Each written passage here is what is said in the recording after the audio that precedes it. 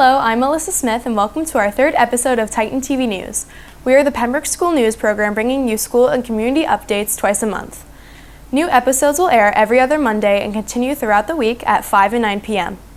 I hope you were able to catch our episode preview last week, where we went through our district announcements and previewed our episodes. For our first story this episode, we will bring back a favorite from last year, Artist Spotlight. Matt Kreckie catches up with Erin O'Leary and she tells us about her art career thus far. She also showcases a piece of art she has been working on since the beginning of the year.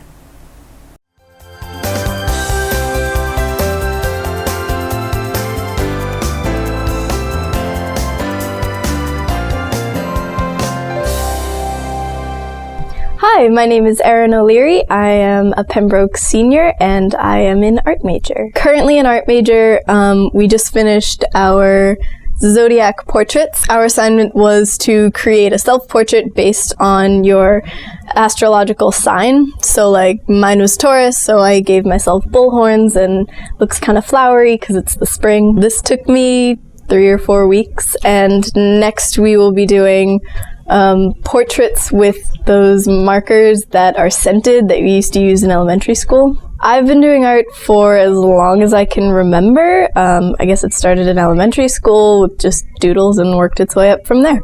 I am not planning on having an art career. It will stay with me forever though as a hobby. The sophomore class visited the Freedom Trail in Boston to learn about American history. Ryan Antoinetti finds out about the adventures through history.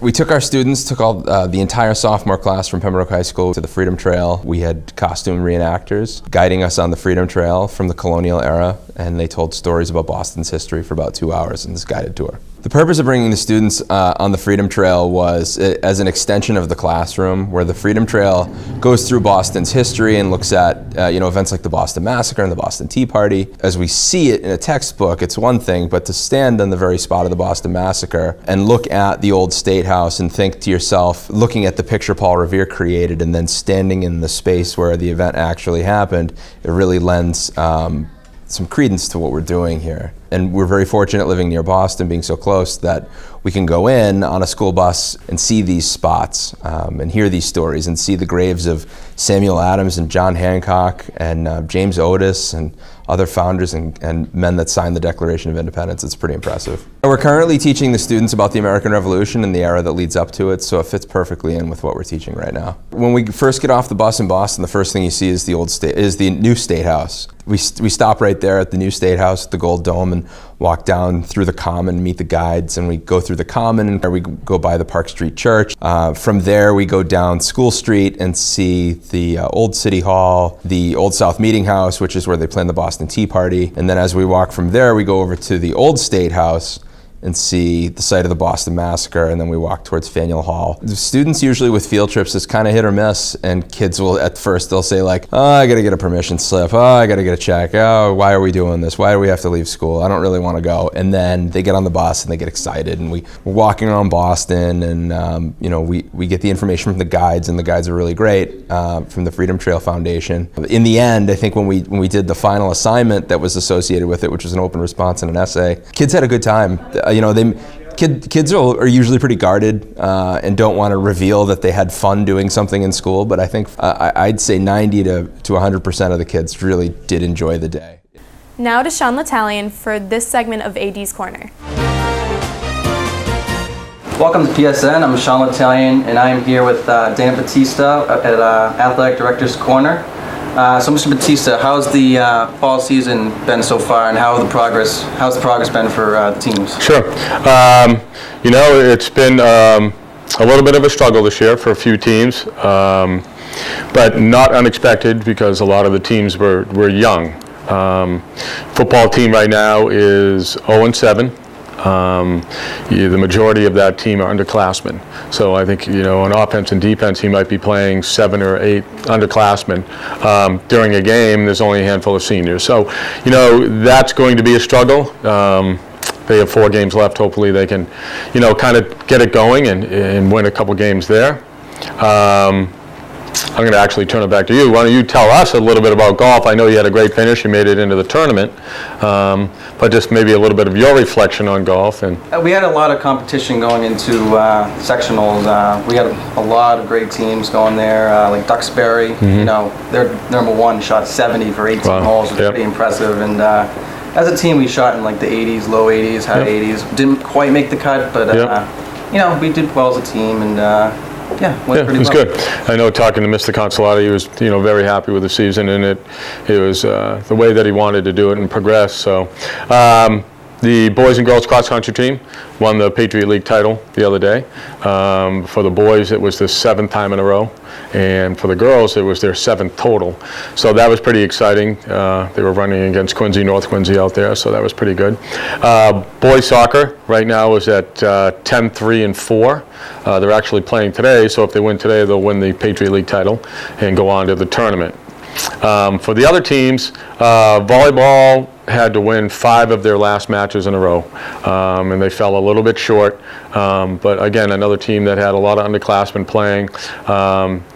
They had some good seniors, but just I think the cohesiveness of working together just didn't come to fruition, and they didn't get into the tournament. But they played hard all year. Girls soccer. They were decimated by injuries all year long. It was one person after another that was an injury. And I honestly don't know if they actually got a full team out there together to play, maybe up front at the beginning of the season, but they had some concussions, broken bones, somebody got hit in the face with the ball. There were a lot of different things. And it was too bad because I know they had very high expectations going in. And then field hockey. Same thing. They came down to 3 games. They had to get 5 points in 3 games, and they lost a heartbreaker to Situate under the lights here on senior night. So that was a little bit tough. But they're out there today. Their final game against Foxborough. So overall, boys soccer's in. Cross country's won the Patriot League title. Golf made it into the tournament. It's always a good. It's always good in athletics when kids are competing. So right. That was it. So. Now the tournament season's coming up for some of these teams. Who do you think is going to make it in? Sure. Boys soccer, like I said, boys soccer, they're at 10-3-4. Hopefully they'll win today. That will put them at 11-3-4. That could get them a home match. I've been really, really happy with that group. They graduated that big senior class last year. They lost their coach in August, and Adam Scott took over, and the kids really responded and had a great year. So right now it's just them in the tournament, and hopefully they'll go pretty far. Yeah. Now, new season with the tournament. Are there any rule changes, updates on rules, or? No, not going into the tournament itself. I think probably the biggest thing for us would to get a home game. I think that would be really nice. I think it would be nice for the students in the community. But no major changes going into the tournament this year. Parents and just people in general want to find out more about playoffs in the tournament. Yep. Where can they? Sure. Once we find out, like I said, we'll find out Monday morning when they're playing.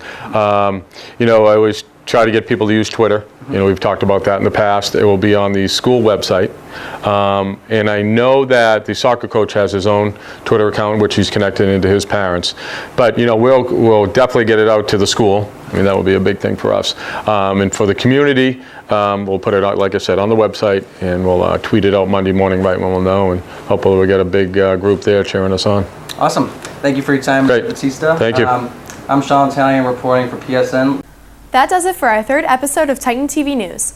Just a reminder, if interested in watching previous episodes or any other programming, subscribe to our YouTube channel by searching Pembroke Titan TV.